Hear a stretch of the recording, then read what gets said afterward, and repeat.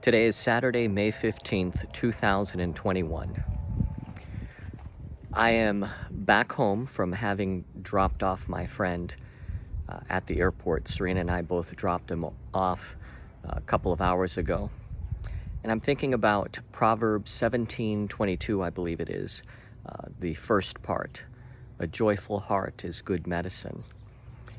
It has been good medicine to have my lifelong dear friend and brother, my best friend, here to hang out with and laugh, and we just had a great time.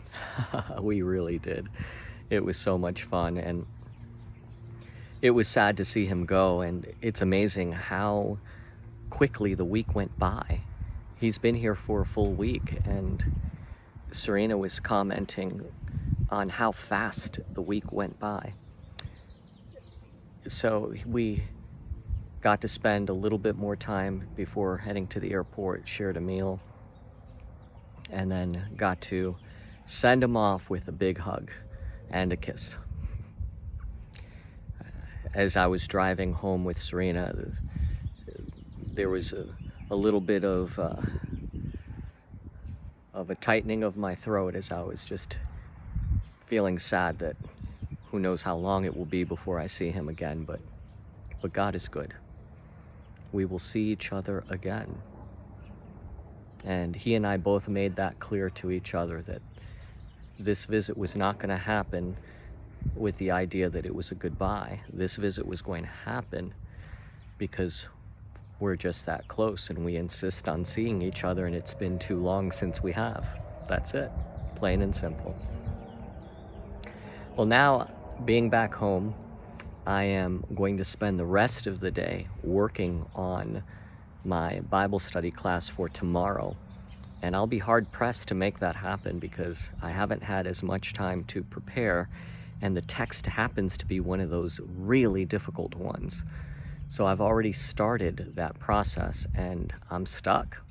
I really need more information because I'm not going to teach something unless I am confident about what I'm teaching, that I'm teaching the truth, that I've thoroughly prepared, and that what I'm presenting has been processed through many, many filters. So we'll see if I can get it done. I'll try. I'm dressed up right now because in just a short while, some neighbors are coming over, and a neighbor is coming over to photograph me and Serena, because another set of neighbors, a dear couple that we adore, wanted to bless us with that, wanted us to be able to take some fun pictures, and so they hired a photographer from our community to come do that. And these pictures are also going to be used, I believe, for the upcoming fundraiser that this community has rallied around to set up. I heard the other day from one of the neighbors some of what they're doing, and my jaw is just dropping at everything that the community has so generously collaborated on.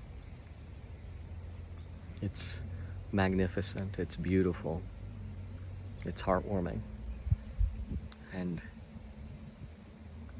I still never cease to get shocked and amazed when people do things for us.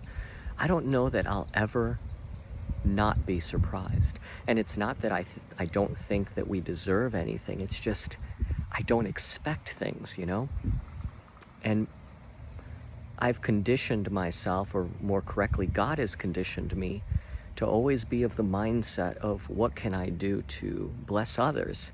So that is my default mindset. How can I bless someone today? And so when people do things for me, it catches me off guard because I'm not expecting that. I'm not looking for that. I'm looking for the opposite, and it just makes me stop and gasp in awe. Wow, this is amazing. And that's what I'm doing. and Serena's doing.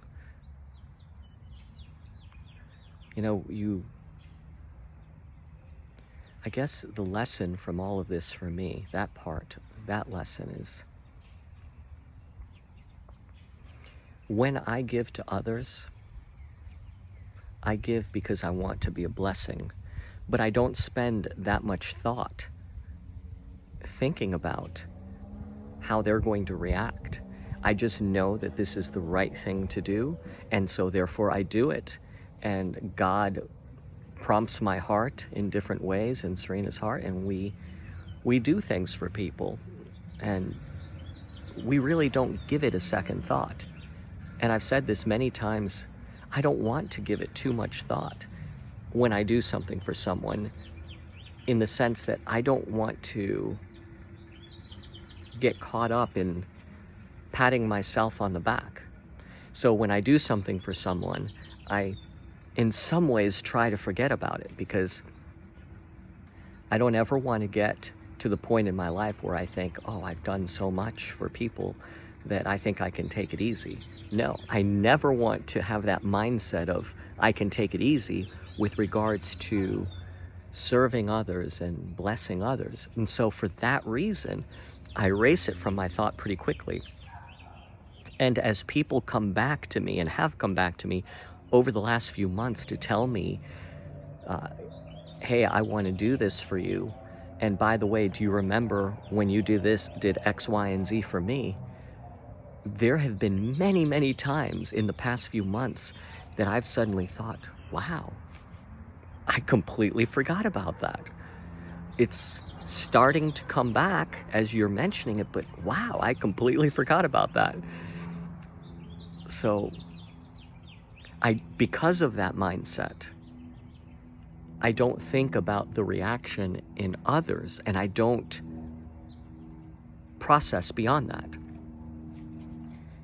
I see a need, I want to meet that need, and if God allows me to meet that need, I do so, and I move on, and I look for the next need to meet. So now, being in the position of receiving, my jaw is dropping continually at these acts of kindness and love.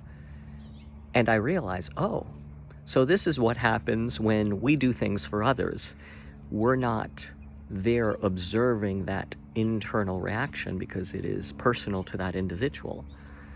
So now I know what people feel like on the receiving end when we do things. We've had people live with us, and we've, given in various ways, and taken people under our wing, and meeting with them, providing counsel, providing physical help in whatever the physical need was, and I don't think about afterwards how they're thinking to themselves, wow, I can't believe that these people did this for me. But here I am now realizing what that's like and saying, wow, I can't believe what these people have done for me. It's amazing. It is amazing. So the rest of today is going to be spent taking these photos in just a short while, and then preparing for my class. As a last part of today's vlog, I'm going to share with you just one little part of my time spent with my friend. I hope you enjoy it. The wings of the bluebird as she sings. The 6 o'clock alarm would never ring, but it rings, and I rise, wipe the sleep out of my eyes. The shaven razor's comb and it stings. Cheer up, sleepy Jean, oh, what can it mean to a day